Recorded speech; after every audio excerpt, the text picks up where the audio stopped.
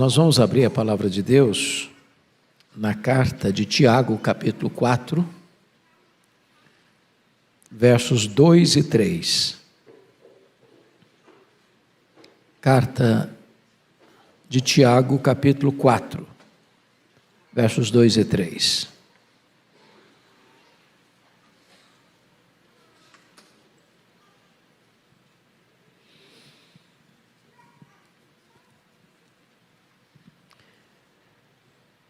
Cobiçais e nada tendes, matais e invejais, e nada podeis obter. Viveis a lutar e a fazer guerras, nada tendes, porque não pedis. Pedis e não recebeis, porque pedis mal, para esbanjardes em vossos prazeres. Hoje eu gostaria de tratar com vocês sobre o tema: quando o não de Deus é a melhor resposta. Quando o não de Deus é a melhor resposta. Há momentos em que o não de Deus é a maior consolação que podemos receber. Deus nos ama e nos ama a tal ponto que Ele não defere, não atende todas as nossas orações. E exatamente a negativa às nossas orações é a maior bênção que Deus pode nos dar. Deus é Pai, Deus é bom, e Ele sempre tem o melhor para nós. Quando o nosso pedido está na contramão da vontade dEle, Ele diz não, porque nos ama. Nós não enxergamos no escuro, nós não enxergamos na curva, nós não enxergamos o futuro, e nós nem sabemos o que é melhor para nós. Então, o não de Deus, muitas vezes, é a melhor resposta que podemos encontrar. É a maior expressão da misericórdia de Deus por nós.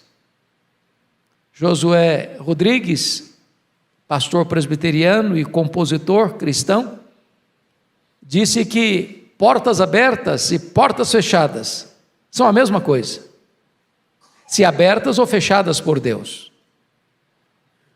Tem hora que você quer entrar por uma porta e Deus a fecha, e não é sábio arrombar as portas que Deus fecha.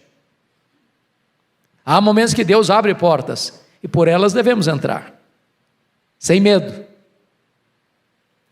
Então, hoje eu gostaria de tratar com vocês sobre 3 aspectos. Primeiro, os que se queixam sem razão. Segundo, os que pedem sem saber o que pedem. Terceiro, os que se submetem à boa, agradável e perfeita vontade de Deus. Dentro desta temática, eu quero tratar desses 3 assuntos. Em primeiro lugar, os que se queixam sem razão. São muitos, e talvez todos nós que estamos aqui, que sendo nós hoje mais do que éramos ontem, tendo nós mais hoje do que tivemos ontem, sendo nós mais honrados hoje do que fomos ontem, e não obstante isso, ainda nos queixamos. E eu gostaria de ilustrar. Pense comigo em Adão. Em Adão. Antes de Deus formar Adão, ele era nada. Nada.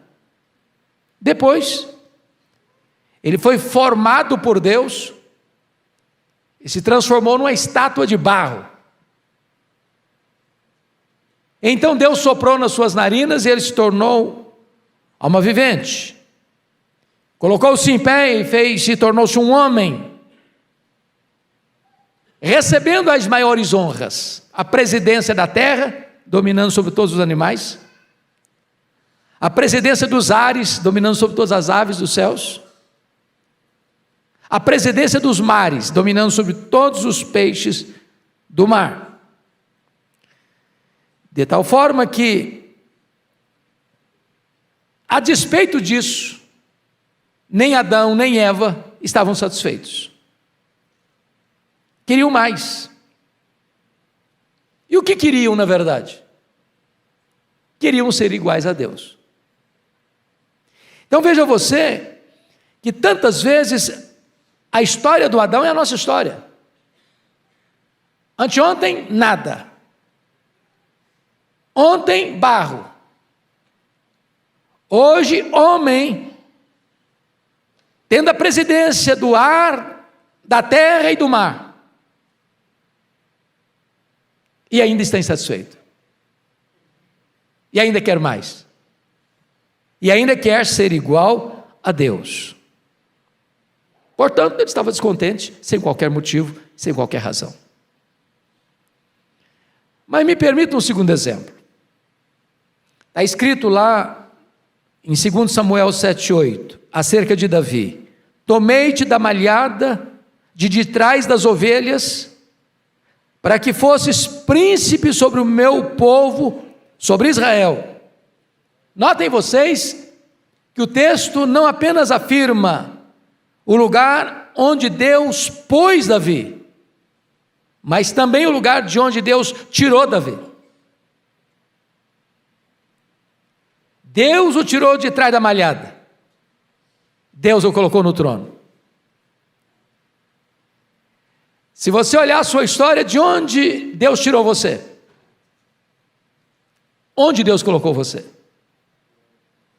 Ontem perdidos, escravos do pecado, escravos do mundo, escravos do diabo, mortos nos nossos delitos e pecados, rumando para a perdição eterna. Hoje salvos pela graça, lavados no sangue do Cordeiro, habitados pelo Espírito Santo de Deus, habitaremos para sempre com Ele. Então não há motivo para você nem para mim estarmos hoje descontentes. Pense comigo ainda, os dois filhos de Zebedeu, Tiago e João. O Senhor Jesus estava mergulhado na sombra da cruz, falando do seu máximo sacrifício, quando eles, por intermédio da mãe, rogam a Jesus um lugar especial, de deferência, de destaque e de primazia. Ontem, empunhando redes, lavando redes. Hoje, discípulos e apóstolos do Senhor Jesus Cristo, mas estão insatisfeitos, querem mais, querem primazia no reino. Estavam se queixando sem motivo, sem razão. Eu pergunto a você, você está satisfeito? Você está grato? Você tem piedade com contentamento?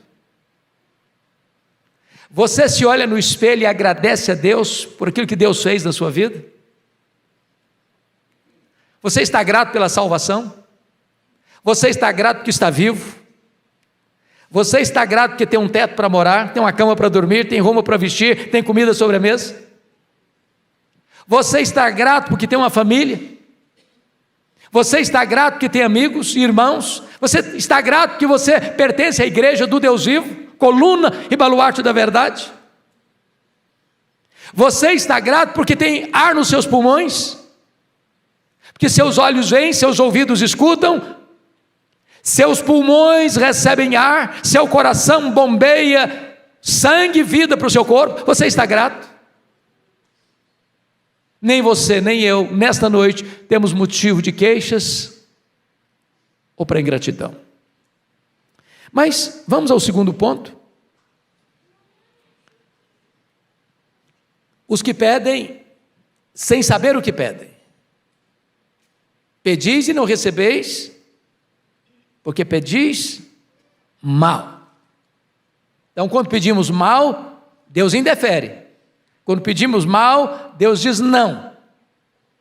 Quando pedimos mal, Deus fecha a porta, bloqueia o caminho. Então vamos uma olhadinha nesse segundo ponto. Eu queria aqui trazer alguns exemplos. Primeiro exemplo, vamos pensar comigo em Raquel, esposa de Jacó.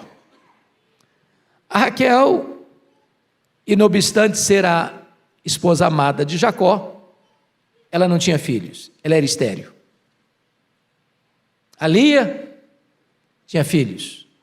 As concubinas, Zilpa e Bila, tinham filhos. Raquel não os tinha. E diz a Bíblia que um dia a Raquel diz o seguinte para o seu marido, para Jacó. Lá em Gênesis 30, versículo 1.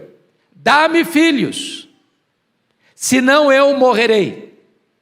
Preste atenção, não dá-me filho. Ela coloca no plural, dá-me filhos, senão eu morrerei.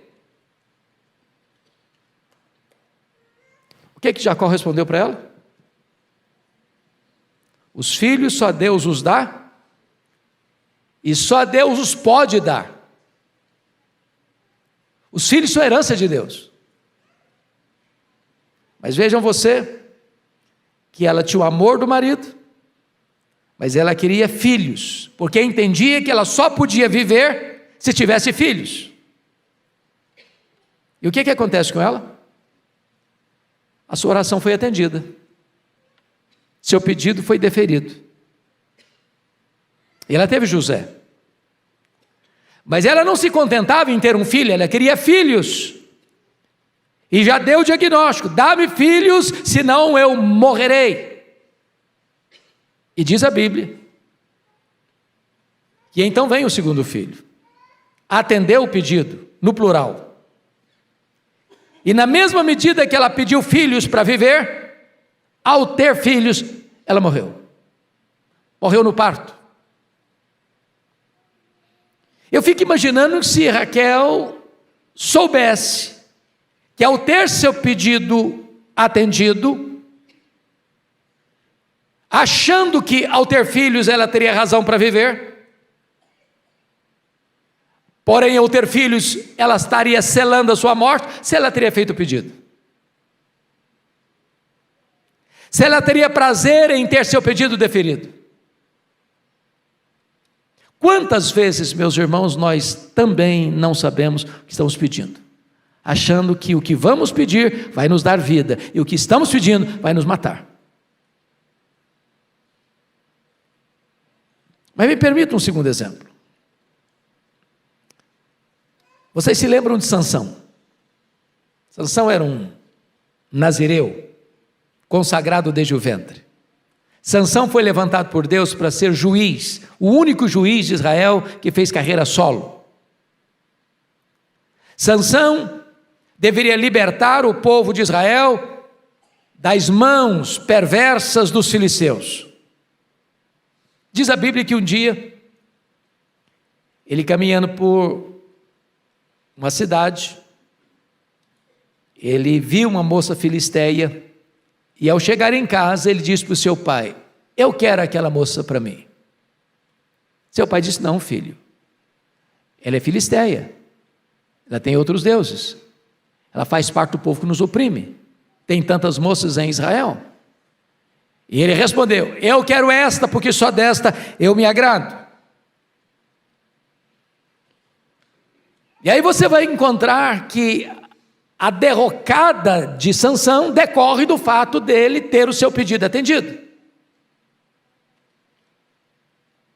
E esse gigante vai terminar a sua biografia acorrentado, cego, num templo pagão, sendo motivo de chacota, de zombaria, de escárnio. Eu fico a imaginar que se o Sansão soubesse o fim da linha, o final da história, a consequência de ter seu pedido atendido, se ele teria mantido a sua súplica, a sua oração, e ter o seu desejo atendido. Cuidado para você não insistir em alguns pedidos. Cuidado para você não querer arrombar a porta que Deus fecha. Porque muitas vezes o não de Deus é a sua máxima expressão de misericórdia à sua vida. Pense comigo no pródigo. Diz a Bíblia que o filho pródigo chega para o seu pai e pede antecipadamente a herança. E pensou que ao receber a herança antecipada, iria desfrutar de um tempo feliz, de uma vida aventurosa, de muitos prazeres e deleites. E diz a Bíblia que ele vai para um país distante e vive regaladamente, desperdiçando a sua fortuna com a vida dissoluta. E a história prossegue, e a Bíblia nos diz que esse homem, num tempo de crise, e a crise chega, o atingiu de cheio. E o único lugar que conseguiu encontrar foi um chiqueiro, para guardar porcos.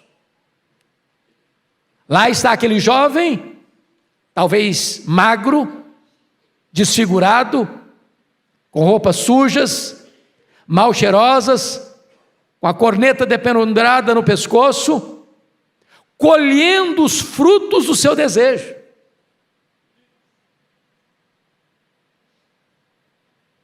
Será que se ele soubesse o fim da linha, ele teria pedido para o pai a sua herança antecipada? Notem vocês que muitas vezes, à semelhança do pródigo, à semelhança de Sansão, nós insistimos com Deus, rogando a Ele, naquilo que nós não sabemos que estamos pedindo.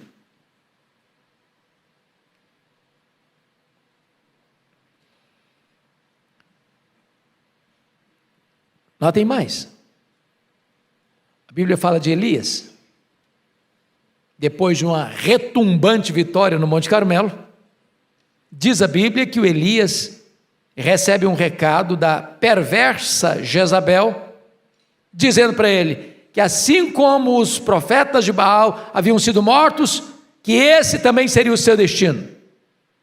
E ele teme, e ele foge. E ele entra dentro de uma caverna, e ele quer morrer. Aliás, ele pede para Deus a morte. Ele imaginou que morrer era a melhor coisa que podia lhe acontecer. Que morrer era descansar das frustrações e fadigas. Que morrer era o único caminho alternativo que lhe era oferecido naquela conjuntura de perseguição religiosa e de apostasia. Entretanto, dentro da agenda de Deus, ele não experimentaria a morte. Ele seria trasladado. Ele não enfrentaria o último inimigo a ser vencido. Quantas vezes nós pedimos para Deus o que não sabemos, até insistimos, e ficamos até bravos quando Deus não atende o que nós queremos. Eu pergunto a você, pediria Raquel filho se soubesse que o ter filhos lhe havia de custar a vida? Eu pergunto a você, pediria Sansão a Filisteia se soubesse que ela havia de ser a causa da sua afronta, da sua cegueira e da sua morte? Eu pergunto a você, pediria o pródigo a herança antecipada se soubesse que o final da jornada seria o chiqueiro mal cheiroso e a fome? Pediria Elias a morte se soubesse que Deus tinha um plano melhor para ele, levá-lo para o céu, trasladá-lo? É óbvio que não. Então eu gostaria de realçar esta verdade hoje aqui nesta noite. Às vezes Deus diz não, e o não de Deus é a melhor resposta que você pode ter dos céus. O não de Deus é a máxima expressão da sua misericórdia pela sua vida. Mas agora vamos ao último ponto. Os que se submetem à vontade de Deus. Nada tendes, porque nada pedis. Então pedir é a maneira de Deus de receber. Algumas pessoas dizem que oração não muda as coisas. O que eu encontro na Bíblia é que Deus, sendo soberano, escolheu agir por meio da oração. Nada tendes, porque não pedis. Então, se pedirmos, vamos ter. Jesus reafirma isso quando diz assim, nas Escrituras: pedi e dar-se-vos-á. Buscai e achareis. Batei e abrir-se-vos-á. Porque todo o que pede, recebe. Todo o que busca, encontra. Todo o que bate, abrir-se-lhe-á. Agora, notemos algo aqui. Às vezes nós entendemos equivocadamente o texto. Às vezes a gente entende assim: todo o que pede, recebe o que pede. Isso não está escrito. Isso não está na Bíblia. E ai de nós se tivesse assim escrito. Sabem por quê? Nós não sabemos orar como convém, diz Romanos 8:26. E por que não sabemos orar como convém? Porque não sabemos o que é melhor para nós.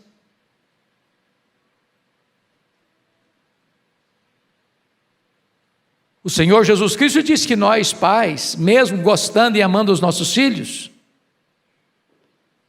ou mesmo sendo nós pais imperfeitos,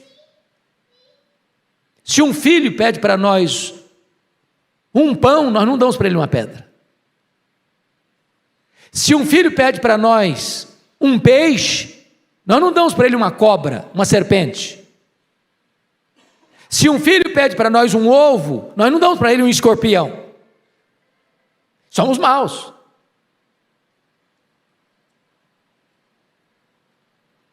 Mas o nosso Pai, que é perfeito e que é bom, só nos dá coisas boas. Por que Deus não atende, então, muitas das nossas orações? Porque às vezes nós pedimos para Deus uma pedra, pensando que estamos pedindo pão. Às vezes nós pedimos para Deus uma serpente, pensando que estamos pedindo um peixe. Às vezes nós pedimos para Deus um escorpião que vai nos picar e nos matar, pensando que estamos pedindo algo que vai nos alimentar. Às vezes pedimos para Deus que vai nos matar, pensando que estamos pedindo o que vai nos dar vida.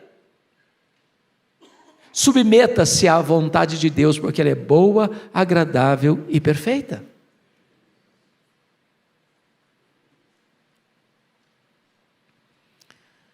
Vejam vocês que nós devemos, com muita alegria e gratidão, acolher com humildade e mansidão a resposta de Deus. Como pastor, eu já tenho acompanhado, e os pastores que estão aqui presentes certamente também já acompanharam, quantas ovelhas, num drama pessoal de coração turbulento, de sentimentos quase que esbraseantes, apaixonados, insistem num namoro turbulento, conflituoso, achando que se aquele namoro terminar, a vida acaba.